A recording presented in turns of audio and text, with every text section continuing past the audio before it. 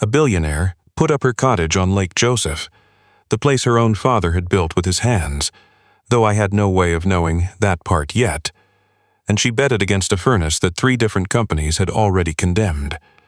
She made that bet standing in her own front hall in a pair of boots that cost more than my truck, with a little smile on her face, the kind of smile somebody gives you when they've already decided you're closer to the appliance than the person who came to fix it. I kept that furnace running with a part that cost me $4 and change at the supply counter on Manitoba Street. But I want to be straight with you right from the jump. That $4 part is not the thing about this story that matters. Not even a little. What matters is what keeping that furnace alive bought for my daughter. And what it did a good while later to the coldest, most locked-up woman I have ever stood across from in my whole life. My name's Russ Kowalski.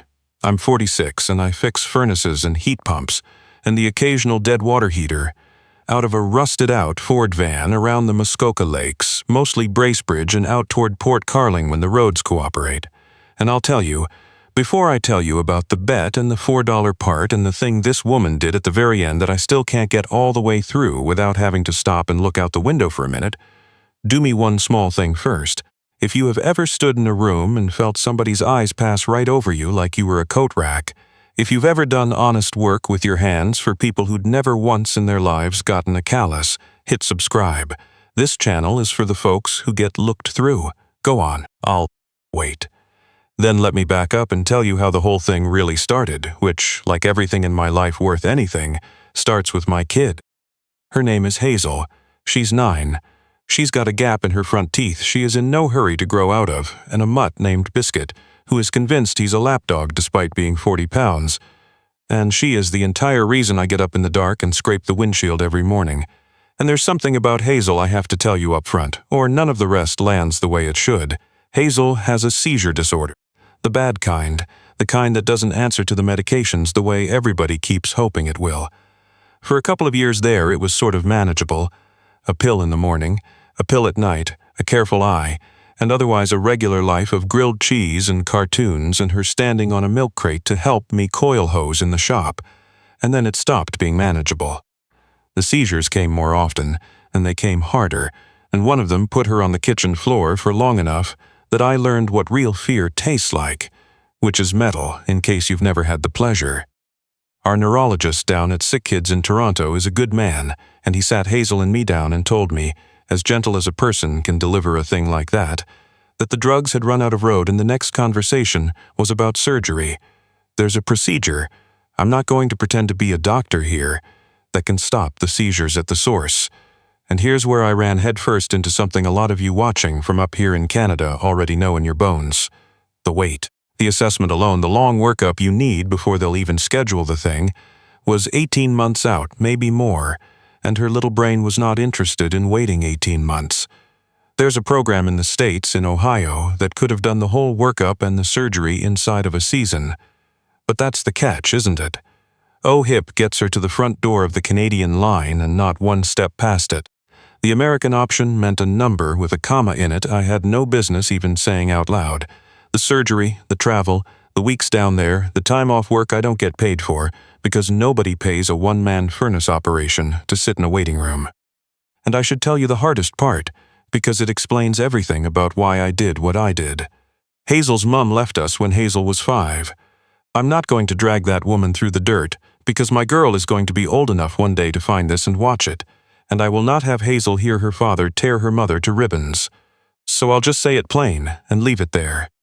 When the diagnosis got heavy, the seizures, the appointments, the 3 a.m., drives to the ER in Bracebridge, the kind of fear that takes up permanent residence in your chest. She found out something about herself that I think a lot of people would rather never learn. She couldn't carry it. Some folks aren't built for the long haul, and the cruel thing is, they don't find that out until they're already standing at the start of the road, looking at how far it runs. One Sunday she was at the table doing a crossword, and by the next weekend she was gone, and it has been Biscuit and Hazel and me ever since. So when people ask why I take every job, why I'll drive 40 minutes through a whiteout for a cracked heat exchanger, why I never once thought about walking away from a bet that any sensible man would have laughed off, that's your answer. Her name's Hazel. She's 9. She draws pictures of the two of us and tapes them inside my van where I see them at every red light. Keep her in your head, because I never once stopped having her in mind. Now, the furnace. It came to me the way the good jobs do, by word of mouth. A buddy of mine who plows driveways out on the big lakes told a property manager, who told somebody, who told the lady herself, if you want it diagnosed instead of replaced, you call Russ Kowalski. He's the last guy around who will actually find the problem instead of selling you a new everything. The address he gave me was one of those Lake Joseph places you only see from the water, a timber and stone monster of a house, year-round, with a heated drive and a boathouse bigger than the bungalow Hazel and I rent. It was the 3rd week of January, 40 below with the wind off the lake. And the furnace, a fancy high-efficiency unit, the kind with a circuit board that thinks it's smarter than you, would fire up, run beautifully for a while, and then drop dead. Lock right out. House would start losing heat, pipes getting nervous, and then an hour later it'd fire back up like nothing ever happened and run fine again. Intermittent. The worst word in my trade. Taped to the mechanical room door was a stack of paper that told me the whole sad history before I'd even popped the access panel. 3 companies, 2 of them big outfits with trucks you've seen on the highway. The first had swapped the control board. The second had replaced the igniter and the flame sensor and reprogrammed something. The third, the slickest one, the one with the showroom and the financing brochures, had thrown up their hands and written the magic words that get a company off the hook clean. They recommended replacing the entire system. Furnace, coil, the works, and while they were at it, they floated the idea of converting the place to a full geothermal loop since the existing infrastructure was unreliable. For all of it, they'd quoted $38,000. I am not rounding. 38 grand for a house whose furnace, I would have bet my van and the tools in it, had something small and stupid and cheap wrong with it. Because here's the thing about my line of work that nobody respects until the night their house hits 4 degrees and the baby's crying. The great big catastrophic problems, the ones that empty your savings, are almost always small, cheap problems wearing a Halloween costume. And the techs at those 3 shops, I'll be fair to them, weren't fools. They were fast. That's the whole difference, and it's everything. They hook the furnace to the diagnostic, read the code the board threw at them, replaced the part the code pointed at, and when that didn't take, they jumped straight to the biggest line item on the menu, because the biggest line item turns your problem into somebody else's wallet and gets your job out of their schedule. What none of them did, what almost nobody in my trade does anymore, and it eats at me, is the slow, boring, unglamorous work of actually listening to the machine, of chasing the fault back to where it really lives, instead of where the blinking light claims it lives. So that's what I did. I gave it the better part of 2 days, working it in around my other calls, with Hazel set up at the kitchen island of that giant house, doing her spelling on a Friday off school, wandering down to the mechanical room every 20 minutes to hand me exactly the wrong tool with total confidence and update me on Biscuit's opinions. And I traced it. The lockout, the way it only happened once the unit had been running a while, the way the cold made it worse. Everything kept nudging me toward the pressure switch, the little safety that makes sure the furnace is venting properly before it lets the burners stay lit. But the switch itself tested fine, so I went smaller and smaller again. And on the second afternoon, on my back under that furnace, with a work light in my teeth, I found it. A little rubber tube, maybe the diameter of a pencil, running to the pressure switch, tucked in behind the inducer where nobody bothers to look because it's a knuckle-buster to reach. And it had a hairline split in it, no longer than a grain of rice. Here's the beautiful, maddening logic of it. When the furnace ran long enough to really heat up, condensation collected, and the rubber flexed, and that little split pulled open just enough to throw the pressure reading off. The board, seeing a venting number it didn't like, did exactly what it's built to do, panicked. Shut everything down to keep the house from filling with something you don't want in your house. Then, as the unit cooled, the rubber tightened back up, the split sealed, and the furnace ran like a dream again. That, right there, is the entire reason the fault came and went, and the entire reason 3 crews chasing a blinking code never once laid eyes on it. A cracked pressure switch hose. That's all it ever was. The correct length of replacement tubing ran me $4.25 at the supply house. The repair took maybe 15 minutes. Most of it spent cussing at how hard the thing was to reach. I didn't trust it right off. I never do. I ran that furnace through every cycle I could think of, let it heat soak the whole house, watched it through 3 full hours, and it held like a champion. Only then did I call the number on the work order to say the place was finally, actually fixed, and that's when I found out exactly whose furnace I'd been lying under for 2 days. She came by the next afternoon, Vivian Ashcroft. If you follow the business pages even a bit, you might know the name. She ran a development empire out of Toronto, the kind that puts up the condo towers you complain about, and from what I gathered, she ran it like a closing door. Everything about her was expensive in that quiet way real money is. The coat, the watch, the way she held her chin like the air owed her something. She came into her own mechanical room and looked at me in my coveralls with the name stitched in red over the pocket, and I watched her file me away, instantly, completely, into the little drawer where people like her keep people like me. "So," she said, not really looking at me, scrolling something on her phone that mattered more than my face, "the local fellow believes he's solved what 3 certified companies couldn't. Do enlighten me. And I'd be honest if I were you, because I'll have this independently checked." So I told her. Plain. A cracked pressure switch hose. A $4 part. I told her the $38,000 quote had been wrong from the first line to the last, that there had never been a single thing the matter with the furnace itself, that they'd been chasing a code in a circle, instead of taking the time to find the actual cause tucked up behind the inducer. And she laughed at me. Not a real laugh, a short, cold breath through the nose, the kind that's really just a door clicking shut. She informed me there was no possible world in which a problem that certified technicians had quoted $38,000 to repair turned out to be a $4 rubber tube found by. And here she lifted a hand and let it wave at all of me, the coveralls, the van outside, the whole arrangement.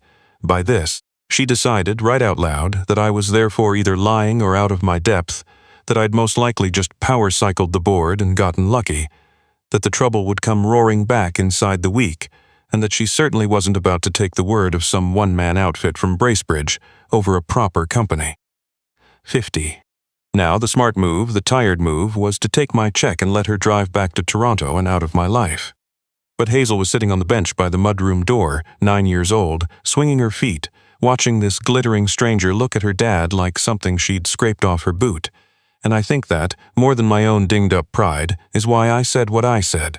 I told her the furnace was fixed, that I'd stake my whole reputation on it, that she could run it as hard as she liked through the worst of the winter and it would hold, because I'd found the real fault, which was, with respect, a good deal more than 3 other companies and all their trucks had managed. That's the moment she made the bet. I'm sure she meant it to humiliate me.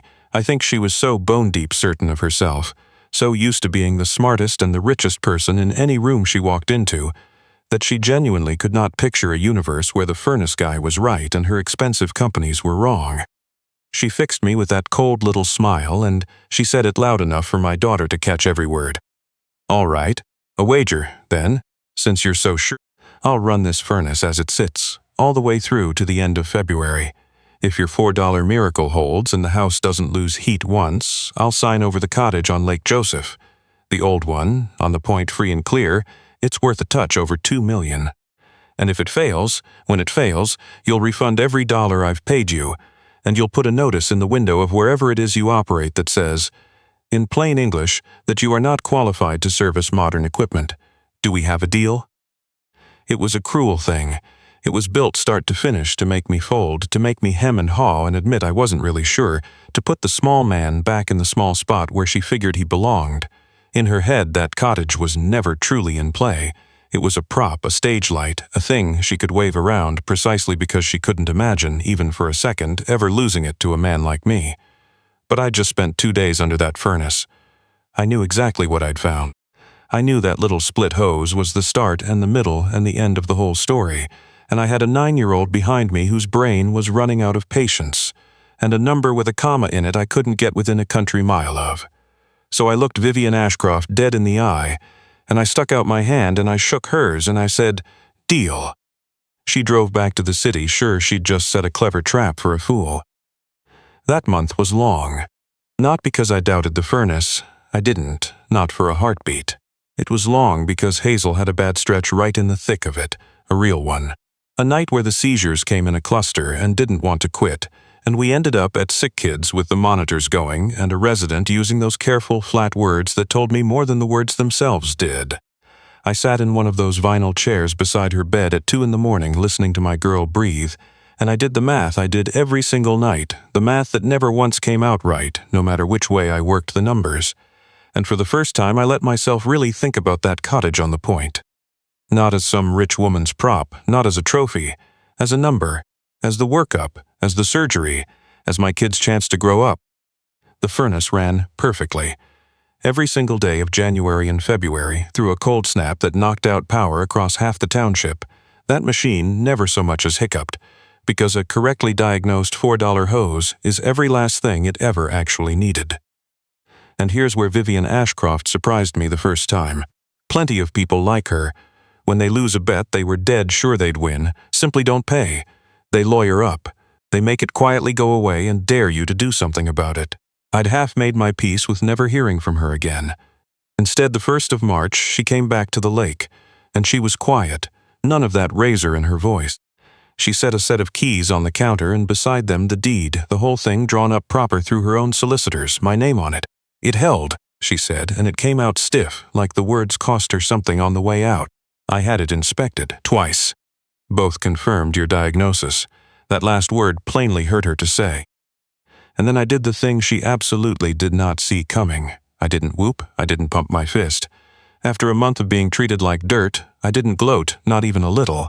I just picked the keys up off the counter and I said, quiet, thank you, I'll be selling it. Something crossed her face. Surprise, and underneath it something almost like offense. You just won a $2 million cottage and you're going to sell it. And she said, before she could stop herself, sell it, whatever for. Do you have the first idea what that property is?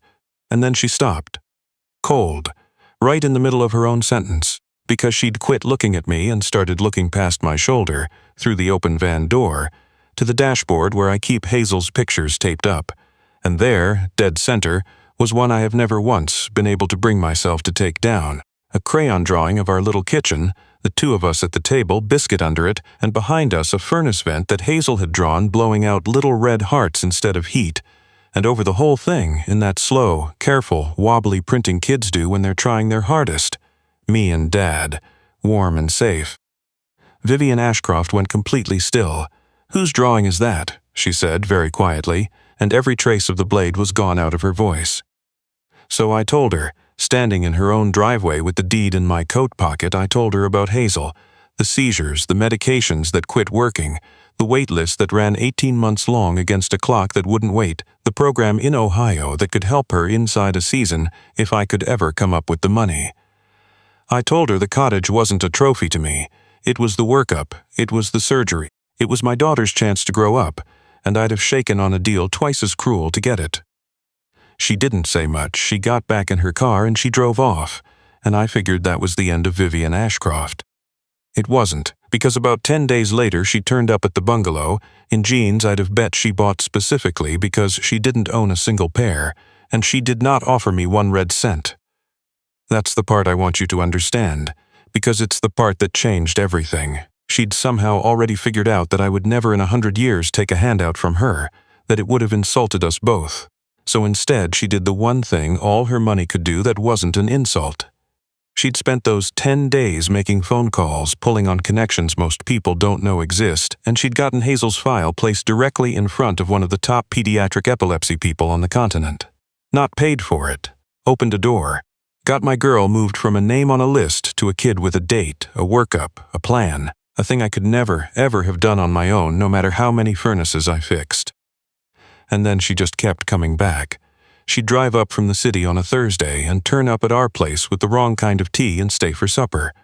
At first, Hazel was shy of her, this tall, fancy lady who smelled like a department store. And then Hazel, who has never in her whole life met a stranger she stayed shy of past about 4 minutes, started showing her the drawings and explaining, at enormous length, exactly how a furnace works and getting most of it gloriously, confidently wrong. And one evening I came up from the basement wiping my hands and stopped dead, because there was Vivian Ashcroft, who owned half the Toronto skyline, sitting on the floor of my rented bungalow with her back against the couch, refereeing a dispute between my daughter and a 40-pound mutt over a tennis ball, and losing badly, and not minding it one bit. I want to be careful telling you this next part, because it's the truest thing in the whole story, and I'd hate to cheapen it by rushing. I did not fall for Vivian Ashcroft because she was rich. Lord knows I'd just spent a month being looked down on by everything her money had slowly turned her into. And she most certainly did not fall for me because I was some salt-of-the-earth working man. She'd have been bored stiff by that, and frankly, so would I. What actually happened was slower and a lot more real than any of that. She kept coming back because, for the first time in her whole armored life, she'd stumbled into two people who didn't want a single thing from her. Not her money, not her name, not a building, not a favor. Two people who'd just let her sit on the floor and be, for an evening, a regular human being. And I let her in slow, one careful inch at a time, because I stood there week after week and watched a cold, frightened woman thaw out into a warm one right in front of me. And because Hazel, who is the shrewdest judge of character I have ever personally known, looked that woman over real careful and decided, all on her own, that she loved her. The surgery happened in the spring, in Ohio, and Hazel came through it. I'm going to say that again slow, because there are still mornings I wake up and can't quite believe I get to. My daughter came through her surgery, and the seizures stopped, and she is going to grow all the way up. The money from the cottage, because yes, I sold it, exactly like I told Vivian I would, paid for the 100 things that fall in the gap between what our system covers and what a sick kid in another country actually costs. The travel, the weeks down there, the long way home, the breathing room a single dad scraping by never once gets to have. And Vivian was right there in that waiting room with me the whole time. Not as anything official yet. We hadn't put a word on it, just as a person who plainly could not have been anywhere else on this earth that day. She held my hand through the longest hours of my life, and she didn't fill them up with talk, didn't hand me one comfortable lie, because by then she'd finally learned the one thing all her money had never managed to teach her, that just showing up and staying and being quiet next to somebody in the dark is worth more than anything a person can buy. We got married a little over a year later, small, up at the lake, on a public beach, because the cottage on the point belonged to somebody else by then, and that was fine by both of us. Hazel stood up front with Biscuit on a leash. He had no intention of respecting and held the rings, beaming with that gap in her teeth. And the woman who'd once looked at my girl like something on the bottom of her shoe became her mum, not a replacement for the one who left. Hazel and I are gentle and careful with each other about that, always have been, but a mum. The kind who shows up and stays, which I've come to understand is the only kind that ever counted for a thing. Here's what I turn over late at night more than any other piece of it, the cottage on Lake Joseph. The one she bet without blinking, the one I sold, turned out to be the place her own father built, back before there was any money, back when the Ashcrofts were nobody. She told me, a long while after, lying awake, that her dad had worked himself into an early grave building an empire so that nobody could ever look down on his family the way they'd looked down on him. And somewhere in all that building, he'd taught her, without ever meaning to, that love was a thing that left when times got hard, because that's what he'd done, in his way, traded every warm evening for one more deal. She'd grown up rich and looked after and so, completely alone, that by the time she was running the empire herself, she'd forgotten she'd ever once been a kid on that dock who only ever wanted one single thing in all the world. For somebody, anybody, to show up for her and stay. She told me that the day she drove up to that lake expecting to hand over a deed and feel like a loser, and instead found out what I meant to do with it, and why, was the first day in 30 years she could remember who she'd been before the armor went on, and in the end she got to be, for Hazel, the exact somebody she'd spent her whole life waiting for. I'm as sure as I am of anything that it healed something in her that all the money in this country had never once been able to touch. I'll never be a rich man. Marrying one changed precisely nothing about how I work. I still roll up at the same houses in the same van, and I still find the $4 hose instead of selling some frightened family a $38,000 system they don't need. Because that's who I am, and because Hazel is always watching how her dad does things. There's a version of this where I let that cruel bet turn me bitter, where I grabbed that cottage and rubbed her nose in it and roared off feeling like I'd finally won something. And there's no version of that story where my daughter ends up with a mum, and a hard, frightened woman gets her own buried heart handed back to her, and I end up with a partner who'll sit beside me in a hospital chair at 2 in the morning without saying a word. I'm so glad I was just too tired that day to gloat. So glad I told the plain truth about a kid's crayon drawing instead. So let me ask you one thing before you go. How many of the hardest, coldest, most difficult people we're all so quick to write off at a glance are really just somebody who got hurt so young that they built a wall and then forgot there was ever a door in it? Have you ever watched someone you'd completely given up on turn out to be something else entirely once something finally cracked the shell? Or have you been that person yourself? Tell me down in the comments. I read everyone. And if this got to you tonight, do me that small thing. Hit subscribe so the next person can find their way here, and I'll see you in the next one. It took me a long time to see that the furnace was never really the thing being tested that winter.